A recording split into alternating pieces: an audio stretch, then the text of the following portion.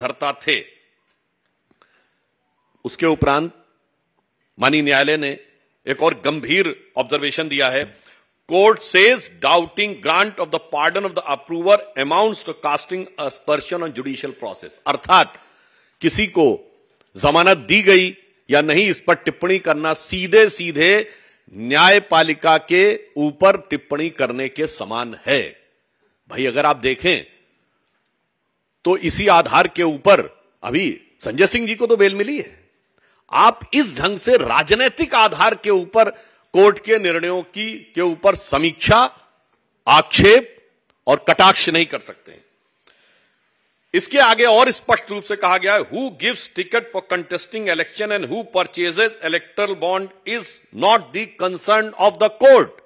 यह बहुत महत्वपूर्ण प्रेक्षण है, is a very significant observation by the high court कि किसको टिकट दिया गया, किसने इलेक्टोरल बॉन्ड लिया, इस विषय का कोर्ट की प्रोसीडिंग से कोई लेना देना नहीं है। अर्थात जो एक कानूनी विषय को वह राजनीतिक विषय बताने का प्रयास कर रहे थे, दैट वॉज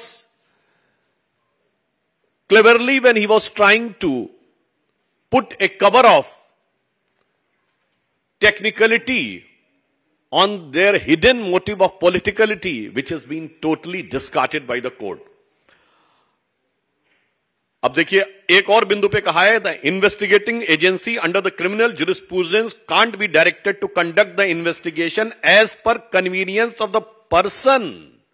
जो वो बार बार कहते थे कि ईडी हमें यह बताए कि इस तरीके से मुझे जवाब देना या उस तरीके से मुझे इस कैपेसिटी में बुलाया जा रहा है, इस कैपेसिटी में। बहुत स्पष्ट कहा है कि आरोपी को यह अधिकार नहीं है किसी व्यक्ति को कि वो ये तय करे कि किन नियमों, किन प्रावधानों या किस प्रक्रिया के तहत अथवा किस रूप में जांच एजेंसी उससे जांच करना चाह रही है।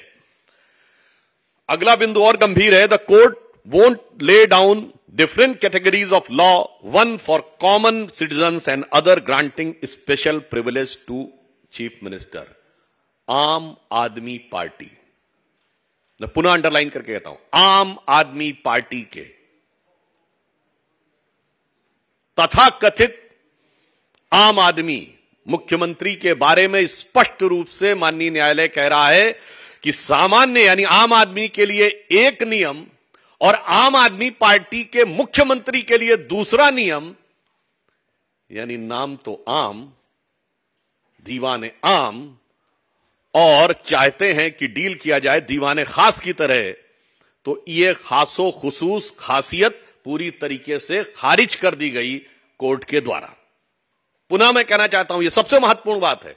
ये वही थे जो नाना प्रकार की चीजें कहते थे, मैं बंगला नहीं लूंगा, मैं गाड़ी नहीं लूंगा, मैं टोपी पहनूंगा, मैं सिक्योरिटी नहीं लूंगा, वगैरह वगैरह। जबकि मैं सारी बातें कर रहा हूं, ये सारी चीजें आवश्यकता होती हैं, सुरक्षा की आवश्यकता होती है, परंतु ये जो आम आदमी का चोला था वो पूरी तरीके से धराशायी हो गया, क्योंकि वो खुद एक खास ट्रीटमेंट चाह रहे थे। इसके उपरांत कोर्ट कहता है, court on necessity of arrest, जो उन्होंने कहा कि क्यों उनको हिरासत में लेना चाहिए।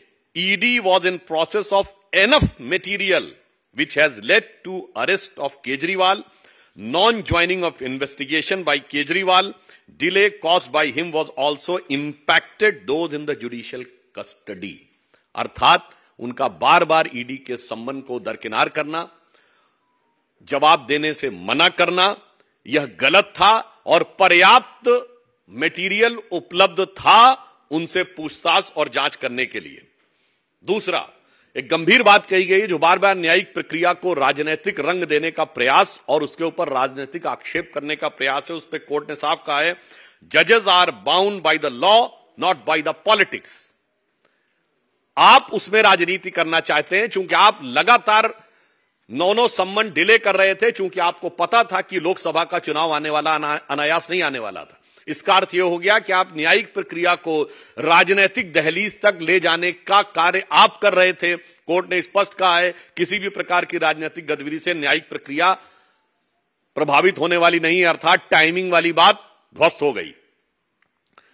देन उसके आगे और उससे गंभीर बात कही है, political considerations can't be brought before court of law. जो इस प्रकार की बात कहना कि चुनाव आ रहा है, वैसे तो ये लोग इस बात के बड़े आदतन शरारती हैं। याद करिए 2019 के लोकसभा से पहले कांग्रेस पार्टी के नेता भी वकील का चोला ओढ़कर श्री राम जन्मभूमि के मुद्दे पर भी यही कह रहे थे कि चुनाव आ रहा है तो इसको बाद में करिए। आज भ्रष्टाचार के मुद्दे पे चुनाव आने की बात पे कही तो कोर्ट साफ साफ कह रहा है कि किसी भी प्रकार का राजनैतिक संदर्भ न्यायालय के समक्ष देना उचित नहीं है। इसके उपरांत कोर्ट कहता है, court are concerned with the constitutional morality not the political morality. Court साफ कहता है कि ये जो आप तथाकथित अपनी नैतिकता राजनीति का बात करते हैं, इससे कोर्ट को कोई मतलब नहीं है, वो केवल हार्ड कोर फैक्ट्स के बारे में कहता है। अब आगे की बात और भी गंभीर है, जो कहते थे चवन्नी नहीं मिली। इस पॉइंट में माननीय न्यायालय कहता है, this court holds that ED was able to place enough material statement of the approvers and there